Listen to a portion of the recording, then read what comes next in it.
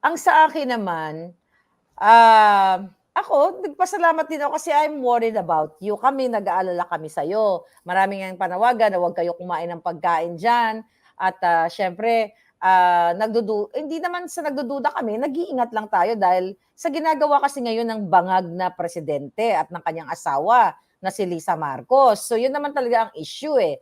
So, ako bilang isang, boljakera nga, hindi naman ako boljak ng boljak dito na 'pag may ginawa naman na tama yung tao, Oo. pupurihin natin siya. Pero at the end Oo. of the day, taong bayan ang magdedesisyon. Kasi may mga nagsasabi na, "Oh, artista yan si Jinggoy." Ay, alam ko naman na artista siya.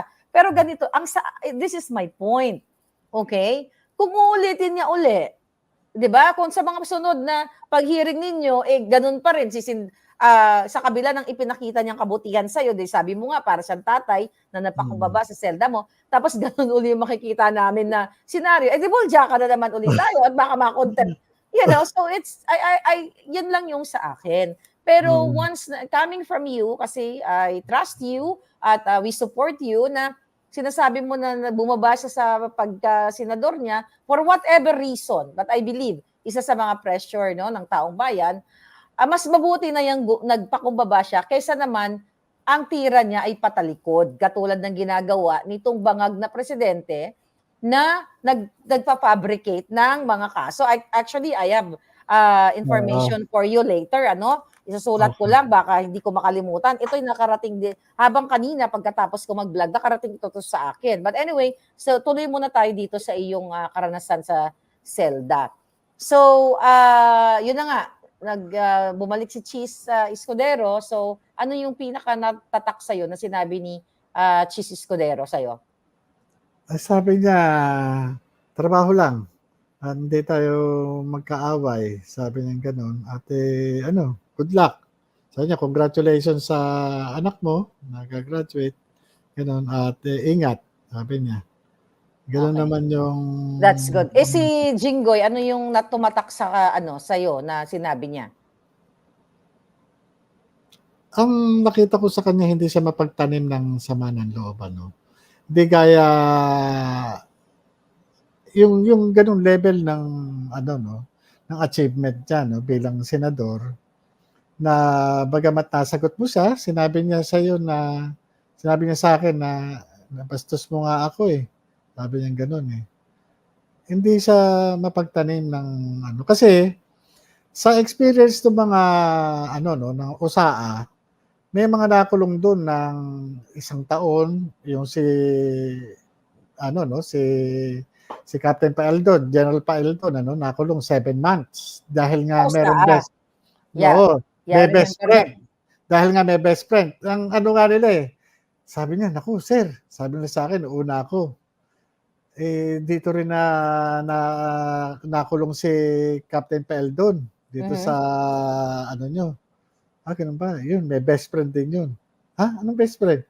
Yung ano, yung senador. May nakaalitang senador din yun. Best friend, oo, si ano, Oo, pareho ah, niyo pareho niyo kayo may nakaalitan ding senador na may best friend din kayo kaya malamang, sabi mhm, nila malamang pagka ano baka abutin din kayo ng mga ilang ano, sabi ng pero buwan.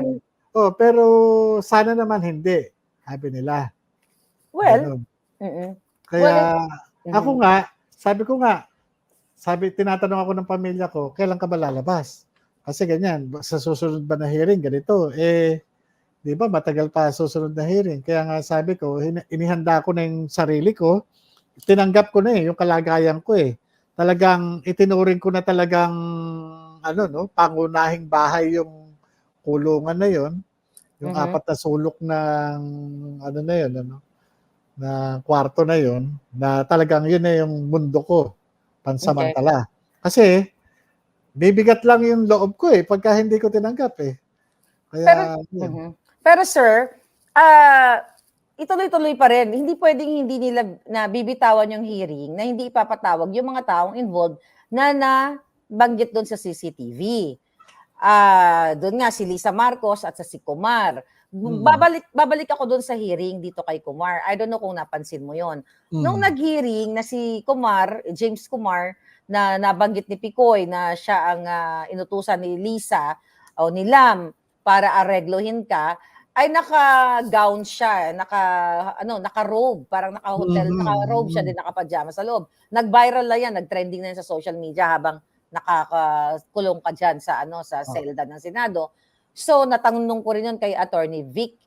At base sa aming pagsasaliksik na yung kanyang mga suot na robe, it's not from Makati Medical Center. At yung claim ng kanyang lawyer na nagkaroon siya ng TIA o transient ischemic attack or mild stroke ay walang naipakitang manifestation sa kanyang pagsasalita, sa kanyang itsura, sa kanyang gesture during that short na pag-show up niya doon sa Senate hearing na yon. Nung nandoon ka pa, before ka makontempt, ano yung napansin mo, ikaw?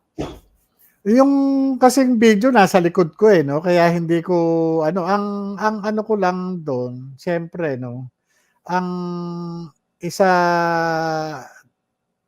do'n sa yung pag-allow do'n sa 'no, yung pag-allow do'n sa isang, resource person o respondent na na mag-participate through through video, through Zoom ba 'yun? Zoom So, parang